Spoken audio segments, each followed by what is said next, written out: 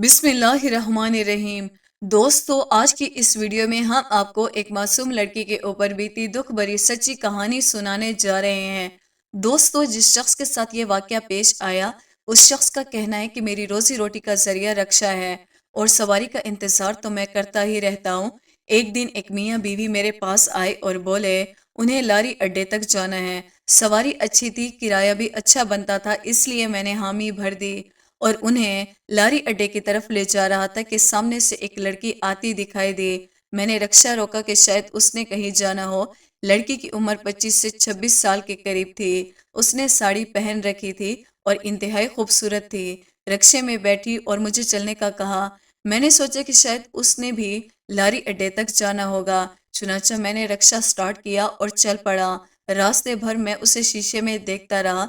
उसने माथे पर टीका लगा रखा था, जिससे साफ जाहिर होता था कि वो हिंदू मजहब से ताल्लुक रखती है। थोड़ी ही देर हम लारी अड्डे के रश से दूर आ गए तो मैंने उससे पूछा कि आपने कहाँ जाना है। उसने मेरी बात का कोई जवाब ना दिया, लिहाजा मेन रोड पर चलता रहा यहाँ तक कि मेन रोड खत्म हो गया। मैंने उससे दोबारा पूछा, मोहतरमा आपने बताया नहीं, आपने कहाँ उतरना है।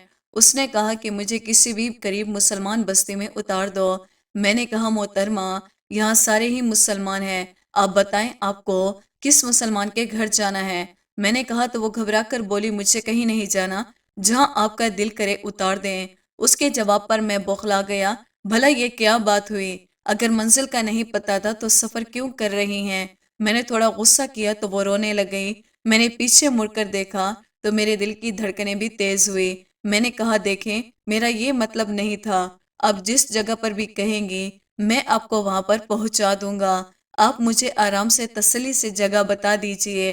वो तकरीबन रोते हुए बोली, मेरा कोई ठिकाना नहीं, ना ही मेरा इस दुनिया में कोई वारिस है। आप मुझे अपने साथ ले चलो। मुझे घर में बेशक नौकरानी बनाकर रख लो। मैं सिर्फ 2 वक्त की रोटी खाऊंगी और आपसे कोई तकाजा भी नहीं करूंगी। उसने कुछ इस अंदाज से कहा जैसे मैं किसी रियासत का बादशाह हूँ और वो कोई कनीज है। आपको बताता चलूं कि मैं एक पाँव से लंगड़ा हूँ। मैंने लकड़ी की टांग लगवाई है और उसी के सहारे रक्षा चलाता हूँ, जबकि गांव में मुझे कोई भी रिश्ता देने के लिए तैयार नहीं। वजह एक तो मेरा लंगड़ापन और दूसरा ये कि मैं कोई और काम नहीं कर सकता। जाहिर है ऐसे में कौन अपनी बेटी का हाथ मुझे देता। मैंने एक लम्हे को सोचा और लड़की से कहा, ठीक है, मुझे कोई मसला नहीं, मैं तुमसे शादी करने के लिए तैयार हूँ। तुम बताओ तुम कब शादी करोगी? उस लड़की ने कहा, तुम चाहो तो अभी मुझे साथ ले चलो और अगर तुम चाहो तो कुछ दिन सोच विचार करके फिर मुझसे शादी कर लो। फिर वो बोली कि अगर आप चाहें तो आप अभी मुझसे शादी कर लें, मैं अभी शादी करने के लिए तैयार हूँ। मुझे उसकी मासूमियत पर बेइख्तियार हंसी आई। मैंने दिल में सोचा कि अगर ये चंद मिनटों में मुझे इतनी सारी मुस्कुराहटें दे सकती हैं तो मेरी जिंदगी को कितना खुशगवार बना देगी। सो मैंने अपने दोस्त को फोन किया, उसे सारी सूरत हाल से आगाह किया और कहा कि मैं अभी उससे निकाह करना चाहता हूँ।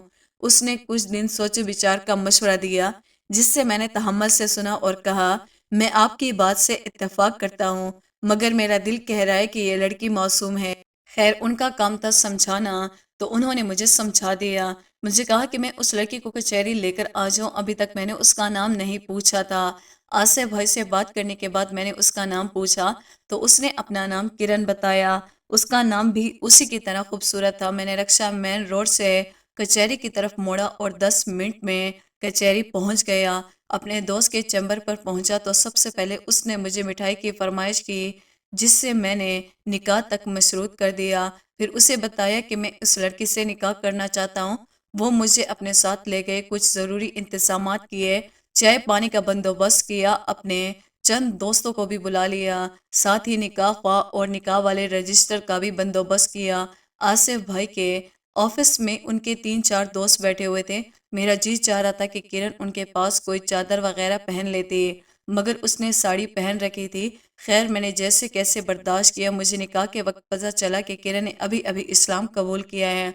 वो 2-3 दिन पहले ही मुसलमान हुई है और अभी तक उसे नमाज रोजे का और दुपट्टा ओढ़ने का पता नहीं। मुझे कोई खास हैरत नहीं हुई थी क्योंकि वो अपने हुलिये से वो गैर मजहब लगती थी। आसिफ भाई ने गुस्से से एक और सवाल किया कि वो कंवारी है या नहीं, तो इस सवाल पर उसने चुप साध दी। आसिफ भाई ने उससे شرم و حیا سے تعبیر کیا اور کھانا خود ہی پور کر دیا۔ پھر باقی معلومات کے بعد ہمارا نکاح ہو گیا، ہم میاں بیوی کے بندھن میں بن گئے۔ مجھے ایسا لگا جیسے اچانک میری اہمیت سب کی نظروں میں بڑھ گئی۔ گاؤں کے لوگ جو کہتے تھے کہ مجھے کوئی بھی اپنی لڑکی نہیں دے گا، جب وہ میرے ساتھ کرن کو دیکھیں گے لازمی حیران کن ہوں گے۔ میں نے سوچ لیا کہ میں اگلے ہی دن رکشا سے چھٹی کروں گا اور اسے اپنے ساتھ گھر لے کر جاؤں گا، اپنے رشتہ داروں سے ملواؤں گا اور ثابت کر دوں گا کہ میرے نصیب میں بھی اللہ تعالیٰ نے مجھ سے زیادہ خوبصورت عورت لکھی، جو شکل و صورت کے اعتبار سے لاکھوں میں ایک تھی۔ نکاح کے بعد جذبات ہی کچھ اور ہوتے ہیں۔ میں نے اسے رکشے میں بٹھا کر اپنے گھر لے آیا۔ گھر آ کر میں نے اسے اپنے ہاتھوں سے چائے بنا کر پلائی۔ چائے پی کر وہ تازہ، پھر میں نے اس سے کہا کہ تم یہیں بیٹھو، میں تمہارے لیے کپڑوں کا جوڑا لے کر آتا ہوں۔ پتہ نہیں کیوں وہ مجھے ان غیر مذہبی کپڑوں میں اچھی نہیں لگ رہی۔ میں فوراً بازار گیا، میں نے کرن کے لیے کپڑے خریدے اور کچھ کھانے پینے کی چیزیں لے کر آیا۔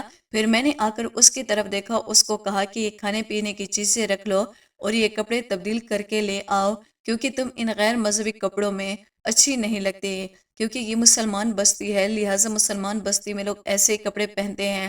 چنانچہ وہ کپڑے اٹھا کر بدلنے کے لیے چلی گئی۔ جب وہ کپڑے تبدیل کر کے آئی تو میں نے اس کے لیے کھانے پینے کا انتظام کر دیا۔ اسے پا کر مجھے ایسا لگتا تھا جیسے میں نے دنیا کی سب سے بڑی خوشی حاصل کر لی۔ میری خوشیوں کے خمار میں ڈوبے ہوئے تھے۔ میں نے کرن کا نام مریم رکھ دیا۔ میں جب بھی اس کے خاندان کا پوچھتا تھا تو وہ ٹال دیتی تھی یا ایسا تاثر دیتی تھی کہ میں دوبارہ پوچھنے کی جرات ہی نہیں کرتا۔ میں اسے ابھی بے چین یا پریشان نہیں کرنا چاہتا تھا، سو میں نے کبھی بھی اصرار نہیں کیا۔ میں ماضی اور مستقبل سے زیادہ حال میں رہنے والا انسان ہوں، چیزوں کے بارے میں زیادہ سوچتا نہیں۔ میں نے ہم دونوں کے رشتے پر خاص توجہ دی۔ ایک دن میں مریم کو گھمانے پھرانے نزدیک پارک لے گیا۔ اس نے بتایا تھا کہ اس کا تعلق غیر مذہبی قبائل سے ہے، جہاں عجیب و غریب رسم و رواج ہیں۔ وہ بہت کم ہی اپنی بستی سے باہر جاتی تھی۔ اس نے اس شہر کو بھی نہیں دیکھا تھا، لہٰذا میں نے اس کا دل بہلانے کے لیے اسے پارک میں لے گیا۔ وہاں جا کر وہ بہت خوش ہوئی۔ اس نے یہ چیزیں پہلی بار دیکھی تھی۔ میں نے اسے مختلف جھولے بھی دکھائے، مگر وہ جھولے پر بیٹھنے سے ڈر رہی تھی۔ پارک میں گھومنے پھرنے کے بعد ہم ایک ڈھابے پر بیٹھے ہوئے تھے۔ ایک آدمی ہمیں بار بار گھور رہا تھا۔ میں نے دیکھا اس کی دلچسپی ان سے زیادہ مریم میں تھی۔ میں لڑنے جھگڑنے کا قائل ہی نہیں، شہروں میں یہ عام باتیں ہوتی رہتی ہیں، مگر اس کا گھورنا ناقابل برداشت ہوتا جا رہا تھا اور اس کی حرکتیں بھی پہلے سے زیادہ مشکوک ہو گئی تھی۔ وہ فون پر کچھ لکھ رہا تھا۔ تھوڑی دیر بعد اس نے فون کان سے لگایا اور بولا، ارے دوست کہاں ہو؟ تیری لیے بہت بڑی خوشخبری لایا۔ یہ کہہ کر اس نے اسی نزدیک اسٹیشن پر بلانے کا کہا۔ وہ فون بند کر دیا اور اس نے ہماری طرف دیکھنا بھی بند کر دیا اور ڈھابے سے نکل گیا۔ مریم ان باتوں سے بے خبر تھی، مگر میں تھوڑا سا پریشان ہو جاتا، نہ جانے ان لوگوں کی کیا نیت تھی۔ خیر ہم دونوں نے جلدی جلدی سے کھانا کھایا اور میں اسے لے کر ڈھابے سے باہر آیا اور اپنے گھر کی طرف چل دیے۔ راستے میں نے محسوس کیا کہ کوئی ہم دونوں کا تعاقب کر رہا ہے، مگر جو ہی میں نے پیچھے مڑ کر دیکھا، مجھے سب کچھ ہی نارمل لگ رہا ہے۔ میں سمجھ نہیں پا رہا تھا کہ ہمارا کون تعاقب کر رہا ہے۔ ہم تقریباً 1 گھنٹے میں اپنے گھر میں پہنچ گئے تھے اور مغرب کی اذان ہو رہی تھی۔ میں نے نماز ادا کر لی تھی، چنانچہ میں نے مریم کو گھر میں ہی چھوڑا اور خود مسجد چلا گیا۔ اسے سختی سے ہدایت کی کہ کوئی بھی اگر دروازے پر آئے تو دروازہ مت کھولنا، اگر میرا بھی کہے تو اسے کہہ دینا کہ میں مسجد نماز پڑھنے کے لیے گیا ہوں، تقریباً آدھے گھنٹے بعد میں آؤں گا۔ میں نماز پڑھ کر واپس آیا تو مریم گھبرائی ہوئی مجھے دیکھ کر رونا شروع کر دیا۔ میرے پہنچنے پر اس نے بتایا کہ میرے جانے کے بعد کوئی زور زور سے دروازہ کھٹکھٹا رہا تھا، اتنی زور سے کہ جیسے دروازہ توڑ کر اندر آ جانا چاہتا ہو۔ پھر شاید محلے کے کسی آدمی نے بتایا تو دروازہ مت کھٹکھٹاؤ۔ میں نے اسے تسلی دی اور کہا کہ شاید کوئی بچہ ڈرانے کی کوشش کر رہا ہوگا یا پھر کوئی میرا جاننے والا ہوگا۔ میں پہلے اکیلا تھا تو میرے دوست لحاظ وغیرہ نہیں کرتے تھے، یقیناً انہی میں سے کوئی ہوگا۔ میں نے ساتھ والوں سے پوچھا تو انہوں نے بتایا کہ میرے جانے کے بعد 2 لوگ آئے تھے، ان کو محلے میں پہلے کبھی نہیں دیکھا تھا۔ محلے والوں نے انہیں نکال باہر کیا۔ یہ سن کر میں حیران ہوا کہ آخر وہ لوگ کون تھے اور ہم سے کیا چاہتے تھے۔ اگلی صبح جمعے کا دن تھا، میں گھر پر ہی تھا، کیونکہ جمعے والے دن میں رکشہ نہیں چلاتا تھا۔ میری دلہن کو آئے ہوئے ابھی 1 महीना भी नहीं हुआ था। सुबह नाश्ता बाहर से लाता था।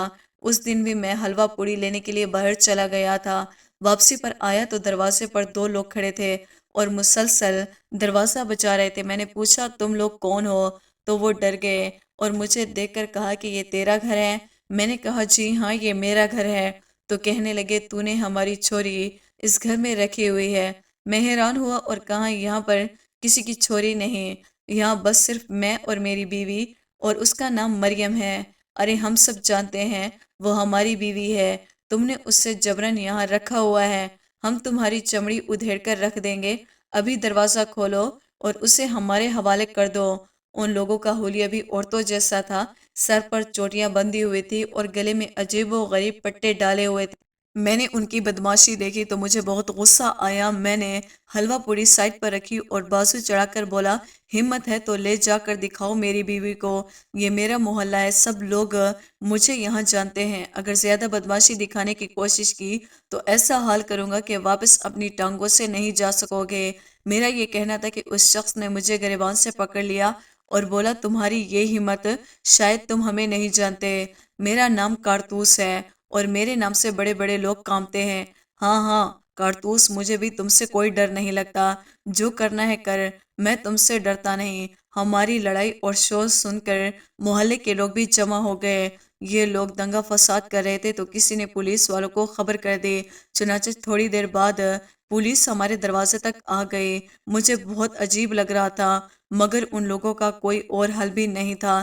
पुलिस के आते ही ये लोग डर गए और भागने लगे, मगर पुलिस ने ताक लिया और पूछा, तुम लोग इस शरीफ आदमी को क्यों तंग कर रहे हो? जिस पर उन लोगों ने बताया कि मैंने उनके कबीले की औरत को अपने घर में जबरन रखा हुआ है, हालांकि वो उतने खानदान में ब्याह चुकी है। चुनांचे पुलिस वालों ने ये सुना तो लेडी कांस्टेबल को भी साथ ले आए और घर की तलाशी लेने को कहा। मरियम उन सब से बहुत ज्यादा खौफजदा हो चुकी थी। उसने पुलिस के सामने बयान किया कि मैं उस शख्स की बीवी हूँ और मैंने पुलिस को अपना निकाह भी दिखा दिया है, और उसको यकीन दिलाने में कामयाब हो गया। तो पुलिस उन लोगों को साथ ले गई और उनके जाने के बाद कुछ सुकून सा हुआ। तो मेरी आवाज़ बहाल हुई। मैं सोच में पड़ गई कि आखिर ये लोग कौन थे और बिला वजह तो नहीं आए होंगे, ज़रूर ये मरियम को जानते हैं। और फिर कल जब हम ढाबे पर बैठे हुए थे तो वो शख्स घूर घूर कर मरियम को देख रहा था। खैर मैंने दरवाज़ा बंद किया तो देखा मरियम रो रही है।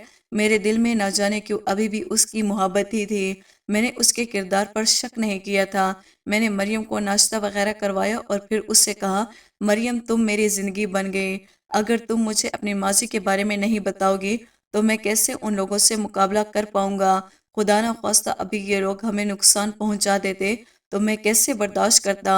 मैं तो तन्हा आदमी हूँ, अगर कहीं नुकसान हो गया तो मैं बर्दाश्त नहीं कर पाऊंगा।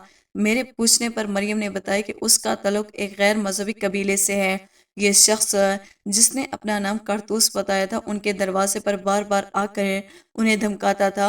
उसका नाम निहाद चोर था और उसके साथ ये छोटे कद का आदमी था। ये मेरा देवर था। मजीद पूछने पर मरियम ने बताया कि ये लोग 7 भाई थे और उनकी कोई बहन नहीं, और अपने कबीले में उन्होंने अपनी फौज से बदमाशी की बोल बना रखी थी। ये किस शख्स से जो बात मनवाना चाहते थे अपनी ताकत के जोर पर मनवा लेते थे।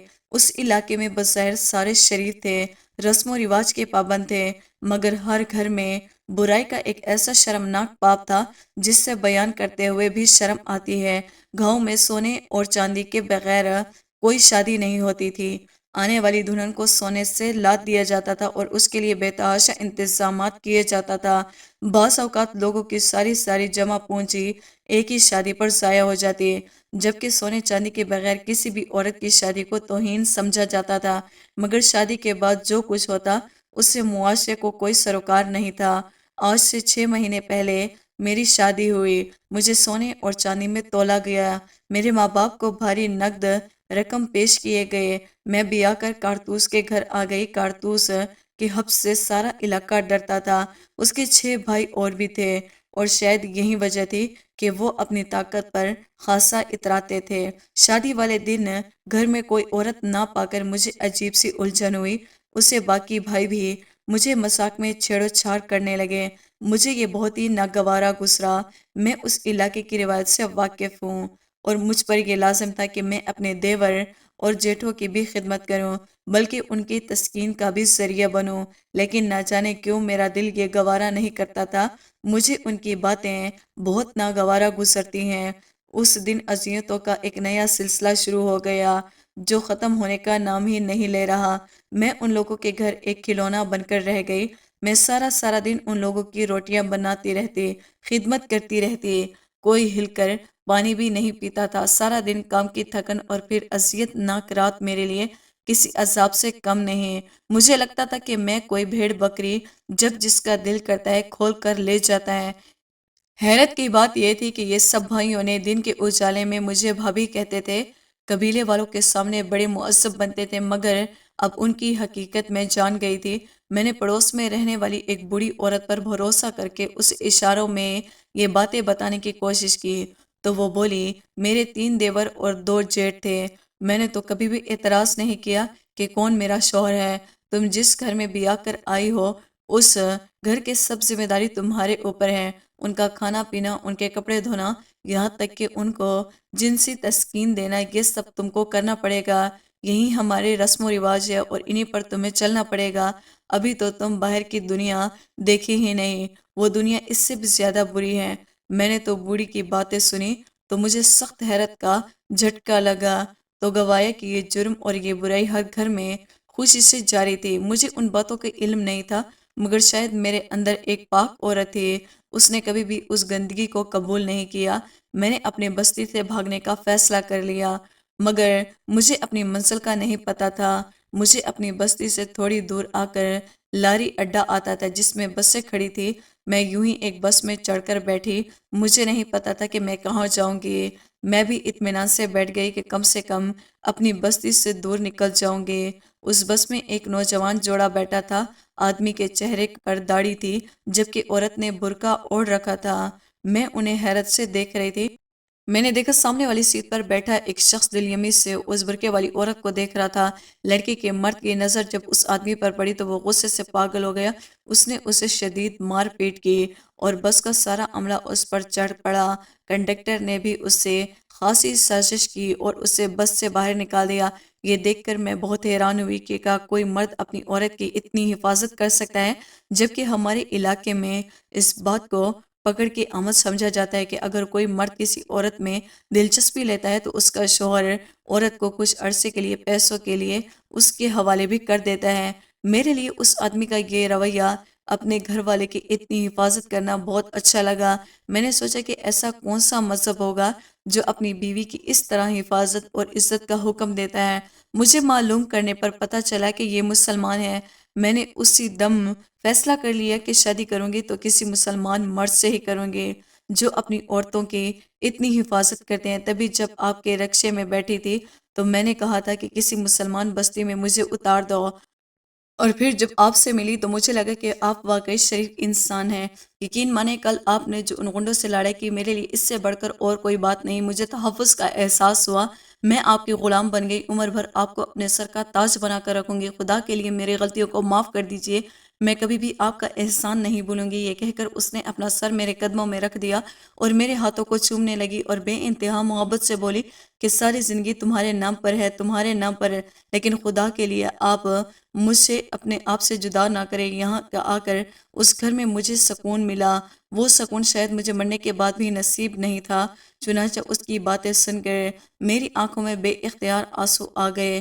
واقعی اسلام کتنا عظیم مذہب ہے جس نے عورت کے حقوق کو اس طرح بیان کیا ہے کہ اس کے لیے تحفظ اور عزت کو یقینی بنایا۔ میں نے مریم کو یقین دلایا کہ کبھی بھی اسے نہیں چھوڑوں گا، وہ میری بیوی ہے، میری عزت ہے۔ اور اس کے بعد میں نے مریم کو قرآن پڑھانا سکھایا، نماز پڑھانا سکھائی، کلمہ پڑھانا سکھایا۔ اب وہ مصلاۃ کی پابند ہو گئی اور میرے پاس ایسی ایسی جگہوں سے پیسہ آ جاتا تھا کہ مجھے پتہ ہی نہیں تھا کہ اس کے آنے سے میرا نصیب ایسے کھلے تھے کہ میں سمجھتا تھا کہ یہ سب کچھ اللہ تبارک و تعالیٰ نے مجھے مریم کی وجہ سے عطا کیا۔ اگر میں اسے دھتکار دیتا تو شاید وہ مسلمان ہی نہ ہوتی اور غیر مسلم ہی رہتی۔ اور اللہ تبارک و تعالیٰ قرآن پاک میں ارشاد فرماتا ہے کہ اگر تم فقیر اور غریب ہو تو شادی کر لو۔ اللہ تبارک و تعالیٰ اسی وجہ سے جب میں نے شادی کی تو اللہ تبارک و تعالیٰ نے مجھے مالا مال کر دیا۔ اور سچ کہتے ہیں کہ جب کوئی شخص صادق کے دل سے توبہ کرتا ہے اور گناہوں کے دلدل سے نکلنا چاہتا ہے تو اللہ تبارک و تعالیٰ سے دعا کرتا ہے تو اللہ تبارک و تعالیٰ بھی اس کے لیے کوئی نہ کوئی ضرور راستہ نکال دیتا ہے۔ لہٰذا ہمیں بھی چاہیے کہ اگر ہم کسی برائی میں یا کسی گناہ میں مبتلا ہو گئے ہیں تو ہم اس سے نکلنے کی کوشش کریں، صادق کے دل سے تو اس گناہ سے توبہ کریں۔ اللہ تبارک و تعالیٰ سے دعا ہے کہ اللہ تبارک و تعالیٰ ہمیں اس سے محفوظ رکھے اور ہمیں اس سے بچائے۔ اللہ تبارک و تعالیٰ سے دعا ہے کہ اللہ تبارک و تعالیٰ ہمیں اسلام کے بتائے ہوئے طریقے کے مطابق زندگی گزارنے کی توفیق عطا فرمائے۔ دوستوں، امید کرتے ہیں ہماری آج کی ویڈیو آپ کو پسند آئی ہوگی۔ ویڈیو کو لائک